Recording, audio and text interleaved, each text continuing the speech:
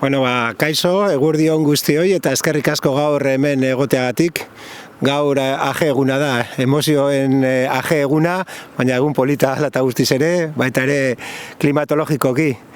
Bueno, Bermeoko kofradian gaude, arrantzarekin eta konserbagintzarekin oso lotuta dagoen herri batean.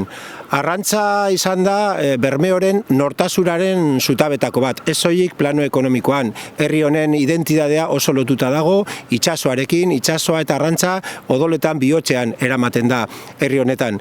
Baina arrantza sektorea egoera larrian dago, lehenengo sektore osoa bezala. Ezin da ukatu, ezin dugu beste aldera begira. Euskal Herria Bildutik aspalditik ekimen ezberdinak garatu izan ditugu sektore honi dagokion bultzada eta babesa emoteko.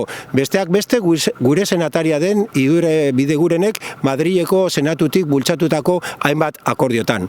Adibidez, emakumeak itsasoarekin lotutako emakumeak hainbat abantaila lortu dituzte, hainbat eskubideak aitortuta ikusi dituzte gure ekimenaren bidez. Neskatilak, zeregileak, paketatzaileak lortu dute erretiro adina aurreratzea 4 urte, sektore honen emakume hauek pairatzen zuten diskriminazio bati amaiera emoten.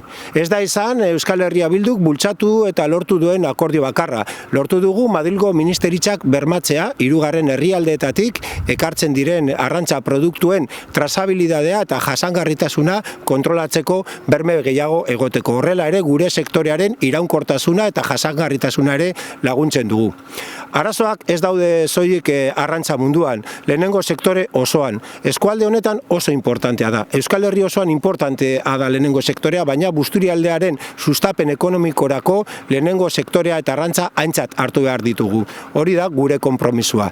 Eta nekazaritza munduan ere gauzak mugituta daude. Sektoreak ahotsa altzatu du eta azken asteotan, azken hilabeteotan mobilizatzen ari da. Bat egiten dugu aldarrikapen hoiekin. Pesatzen dugu lehenengo sektore jasangarri bat lortu behar dugula eta hortarako konpromiso irmoak eman behar direla instituzioetatik. Laguntzak eta politika egokiak bideratuz.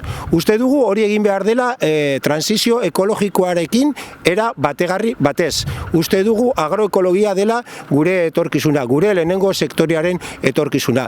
Bermatu behar ditugu kalitatezko elikaduraren produkzioa. Elikadura subiranotasunaren bidetik. Lortu behar dugula baserritik maila politika indartsuagoak egitea.